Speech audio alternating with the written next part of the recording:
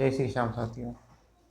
कि कभी यह सोचकर मत घबराना कि आप अकेले हो, बल्कि ये सोच लेना कि आप अकेले ही काफ़ी हो। हाय दोस्तों, मैं हेमंत। एक छोटी सी अकबर बीरबल की कहानी आपके लिए।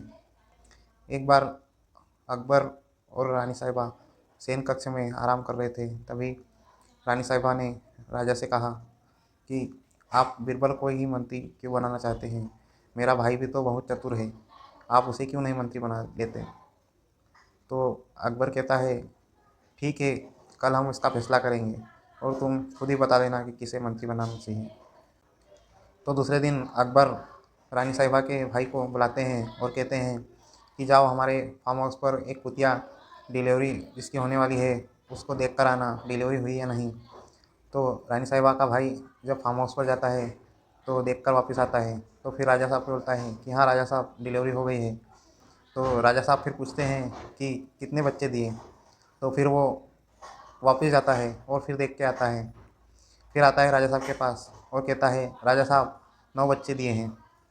फिर राजा साहब पूछते हैं कि उसमें नर कितने हैं और मादाएँ कितनी हैं।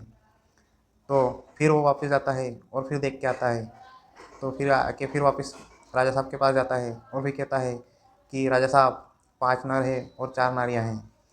फिर राजा साहब कहते हैं कि ठीक है, जाओ। और फिर उसके बाद बीरबल को बुलाया जाता है।